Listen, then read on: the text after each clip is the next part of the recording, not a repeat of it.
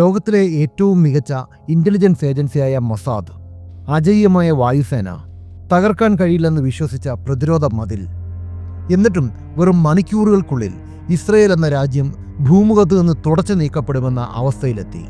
1973 October 6. രാജ്യം മുഴുവൻ പ്രാർത്ഥനയിൽ മുഴുകിയിരുന്ന ഒരു വിശുദ്ധ ദിനത്തിൽ ഒരേ സമയം 2 അതിർത്തികളിൽ നിന്ന് മരണത്തിന്റെ സൈറനുകൾ മുഴങ്ങി. 3-ാം ജെറുസലേം ക്ഷേത്രത്തിന്റെ പതനം അടുത്തിരിക്കുന്നു എന്ന് ഇസ്രയേലിന്റെ പ്രതിരോധ മന്ത്രിക്ക് പോലും പറയേണ്ടി വന്ന ആ നിമിഷങ്ങൾ.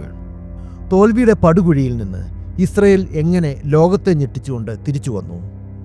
2026 പശ്ചിമേഷ്യ വീണ്ടും സമാനതകളില്ലാത്ത ഒരു യുദ്ധത്തിന്റെ പിടിയിലാണ്. ഇസ്രയേലും ഇറാനും തമ്മിൽ നേരിട്ടുള്ള സൈനിക ഏറ്റുമുട്ടലുകൾ ലോകത്തെ മുൾമുനയിൽ നിർത്തിയിരിക്കുന്നു. അത്യാധുനിക ആർട്ടിഫിഷ്യൽ ഇന്റലിജൻസ് സാങ്കേതിക വിദ്യകളും സാറ്റലൈറ്റ് നിരീക്ഷണങ്ങളും ഉണ്ടായിട്ടും സൈനിക നീക്കങ്ങളിലെ അപ്രതീക്ഷിതത്വം ഇന്നും ലോകത്തെ ഞെട്ടിക്കുന്നു. സങ്കീർണമായ ഈ ആധുനിക യുദ്ധങ്ങളെയും അവ സൃഷ്ടിക്കുന്ന നടുക്കത്തെയും പൂർണ്ണമായി മനസ്സിലാക്കാൻ നാം കൃത്യം അരനൂറ്റാണ്ടിലേറെ പിന്നോട്ടു പോകേണ്ടതുണ്ട്. ഒരു വലിയ സൈനിക ശക്തി തങ്ങളുടെ അമിത ആത്മവിശ്വാസത്താൽ അക്ഷരാർത്ഥത്തിൽ കണ്ണടച്ചുപോയ ഒരു കാലത്തേക്ക്. അത് 1973 ഒക്ടോബർ മാസമായിരുന്നു. 1967 6 ദിന യുദ്ധത്തിൽ അറബ് സൈന്യത്തെ നിലംപരിശാക്കിയ ഇസ്രയേൽ ഒരു അജയ്യ ശക്തിയാണെന്ന വിശ്വാസം ലോകമെമ്പാടും വേരുറച്ചു. ഈജിപ്തിൻ്റെ സിനായി ഉപദ്വീപും ജോർദാന്റെ വെസ്റ്റ് ബാങ്കും സിറിയയുടെ ഗോലാൻ കുന്നുകളും ഇസ്രയേലിന്റെ പൂർണ്ണ നിയന്ത്രണത്തിലായി. ഇസ്രയേൽ മിലിറ്ററി ഇന്റലിജൻസ് വിഭാഗമായ അമാൻ അക്കാലത്ത് തികഞ്ഞ ആത്മവിശ്വാസത്തിലായിരുന്നു. അറബ് രാജ്യങ്ങൾ ഒരിക്കലും മറ്റൊരു യുദ്ധത്തിന് മുതിരില്ലെന്ന അവരുടെ ആ ചിന്താഗതിയെ ചരിത്രകാരന്മാർ ദ കൺസെപ്റ്റ് എന്നാണ് വിളിക്കുന്നത്. ഇസ്രയേലിന്റെ വായുസേനയെ പരാജയപ്പെടുത്താൻ ശേഷിയുള്ള യുദ്ധവിമാനങ്ങൾ ലഭിക്കാതെ ഈജിപ്റ്റ് ആക്രമണത്തിന് മുതിരില്ലെന്ന് അവർ ഉറച്ചു വിശ്വസിച്ചു. എന്നാൽ അതിർത്തിക്കപ്പുറത്ത് കഥ മറ്റൊന്നായിരുന്നു. ഈജിപ്ഷ്യൻ പ്രസിഡന്റ് അൻവർ സാദത്തും സിറിയൻ പ്രസിഡന്റ് ഹാഫിസ് അൽ അസദും നഷ്ടപ്പെട്ട തങ്ങളുടെ മണ്ണും അഭിമാനവും വീണ്ടെടുക്കാൻ വളരെ രഹസ്യമായി വൻ പദ്ധതികൾ മെനയുകയായിരുന്നു. സോവിയറ്റ് യൂണിയനിൽ നിന്നും ലഭിച്ച അത്യാധുനിക വിമാനവേദ മിസൈലുകൾ ഉപയോഗിച്ച് അവർ പുതിയൊരു പ്രതിരോധ വലയം തീർത്തു. ഇസ്രയേലിന്റെ കണ്ണുവെട്ടിച്ച് 10,000-കണക്കിന് സൈനികരെ അതിർത്തിയിലേക്ക് നീക്കാൻ ഈജിപ്തിനും സിറിയയ്ക്കും കഴിഞ്ഞു. യുദ്ധാഭ്യാസങ്ങൾ എന്ന വ്യാജേനയായിരുന്നു ഇവരുടെ ഈ സൈനിക വിന്യാസം. 1973 ഒക്ടോബർ 6 ജൂത മതവിശ്വാസികളുടെ ഏറ്റവും പവിത്രമായ ദിനമായ യോം കിപ്പൂർ ദിവസം.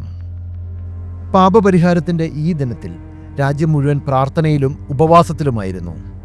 റേഡിയോയും ടെലിവിഷനും ഉൾപ്പെടെയുള്ള ഒട്ടുമിക്ക വാർത്താവിനിമയ സംവിധാനങ്ങളും നിശ്ചലം. വിശുദ്ധ നാൾ പ്രമാണിച്ച് സൈനികരിൽ ബഹുഭൂരിപക്ഷം പേരും ജോലിക്കെത്തിയിരുന്നില്ല. അന്നുച്ചയ്ക്ക് കൃത്യം 2 മണിക്ക് ആ നിശബ്ദതയെ കീറിമുറിച്ചുകൊണ്ട് രാജ്യത്തുടനീളം അപായ സൈറനുകൾ മുഴങ്ങി. ഇസ്രയേൽ ഇന്റലിജൻസിനെ പൂർണ്ണമായും ഇരുട്ടിലാക്കിക്കൊണ്ട് ഒരേ സമയം തെക്ക് സിനായിൽ ഈജിപ്തും വടക്ക് ഗോലാൻ കുന്നുകളിൽ സിറിയയും ഇസ്രയേലിനെതിരെ സർവനാശകമായ ആക്രമണം അഴിച്ചുവിട്ടു.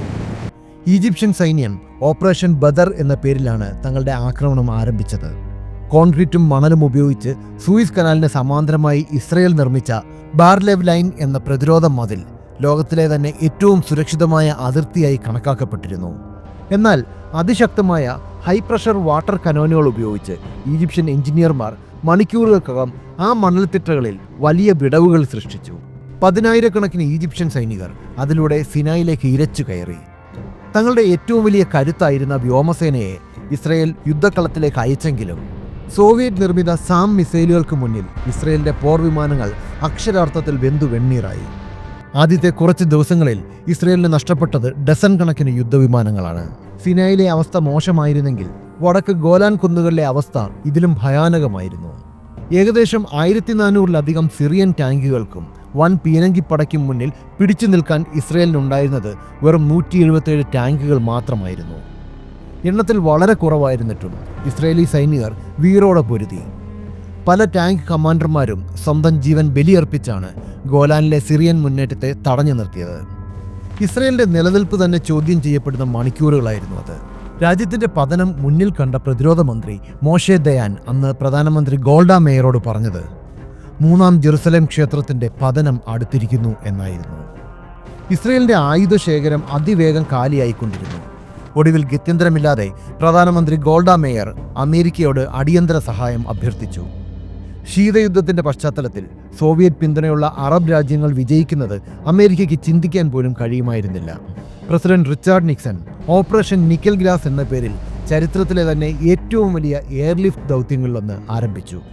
ആയുധങ്ങൾ, ടാങ്കുകൾ, യുദ്ധവിമാനങ്ങൾ എന്നിവയുടെ ഒരു വൻ ശേഖരം തന്നെ ദിവസങ്ങൾക്കുള്ളിൽ ഇസ്രായേലിലേക്ക് പറന്നെത്തി. മറുവശത്ത് സോവിയറ്റ് യൂണിയൻ തങ്ങളുടെ സഖ്യകക്ഷികൾക്കും വൻതോതിൽ ആയുധങ്ങൾ നൽകിക്കൊണ്ടിരുന്നു. ലോകം ഒരു മൂന്നാം ലോക മഹായുദ്ധത്തിന്റെ വക്കിലെത്തിയ നിമിഷങ്ങളായിരുന്നു അത്. പുതിയ ആയുധങ്ങളും റിസർവ് സൈനികരും എത്തിയതോടെ യുദ്ധത്തിന്റെ ഗതി മാറിത്തുടങ്ങി. ഒക്ടോബർ പകുതിയോടെ ഇസ്രായേൽ സൈന്യം തങ്ങളുടെ മുഴുവൻ ശക്തിയും സംഭരിച്ചു.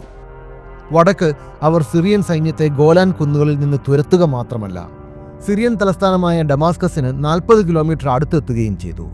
തെക്ക് സിനായിൽ ജനറൽ ഏരിയൽ ഷാരോണിന്റെ നേതൃത്വത്തിൽ ഇസ്രായേൽ സൈന്യം അതിസാഹസികമായ ഒരു നീക്കം നടത്തി. ഈജിപ്ഷ്യൻ സൈന്യത്തിന്റെ വിടവുകൾ കണ്ടെത്തി ഇസ്രായേൽ സേന സൂയിസ് കനാൽ കടന്ന് സാക്ഷാൽ ഈജിപ്ഷ്യൻ മണ്ണിൽ പ്രവേശിച്ചു. ഈജിപ്തിന്റെ മുഴുവൻ മൂന്നാം സൈന്യത്തെയും അവർ പൂർണ്ണമായും വളഞ്ഞു. കെയ്റോ നഗരത്തിലേക്കുള്ള ഹൈവേ ഇസ്രായേലിന്റെ നിയന്ത്രണത്തിലായി. ഇസ്രായേലിന്റെ അതിജീവന പോരാട്ടം ഒടുവിൽ ശത്രുവിന്റെ മണ്ണിലെ സമ്പൂർണ്ണ വിജയമായി മാറി. അമേരിക്കയുടെയും സോവിയറ്റ് യൂണിയന്റെയും സമ്മർദ്ദഫലമായി 1973 ഒക്ടോബർ 25 വെടിനിർത്തൽ നിലവിൽ വന്നു. സൈനികപരമായി ഇസ്രായേൽ വലിയൊരു വിജയം നേടിയെങ്കിലും യുദ്ധം നൽകിയ ആഘാതം വളരെ വലുതായിരുന്നു. 2600-ലധികം ഇസ്രായേലി സൈനികർക്കും 10,000-കണക്കിന് അറബ് സൈനികർക്കും ജീവൻ നഷ്ടപ്പെട്ടു. തങ്ങൾ അജയരാണെന്ന ഇസ്രായേലിന്റെ ആത്മവിശ്വാസം എന്നേക്കുമായി തകർന്നു. ആ ഞെട്ടൽ ഇസ്രായേൽ രാഷ്ട്രീയത്തിൽ വലിയ പ്രകമ്പനങ്ങൾ തന്നെയാണ് സൃഷ്ടിച്ചത്. പ്രധാനമന്ത്രി ഗോൾഡ മേയർ അധികാരത്തിന് പുറത്തായി. എന്നാൽ ഈ യുദ്ധം മിഡിൽ ഈസ്റ്റിലെ രാഷ്ട്രീയ സമവാക്യങ്ങളെ ഗുണപരമായി മാറ്റിമറിച്ചു. യുദ്ധത്തിലൂടെയല്ല, ചർച്ചകളിലൂടെ മാത്രമേ സമാധാനം സാധ്യമാകൂ എന്ന തിരിച്ചറിവ് 1979 ചരിത്രപരമായ ഇസ്രായേൽ ഈജിപ്ത് സമാധാന കരാറിലേക്ക് നയിച്ചു.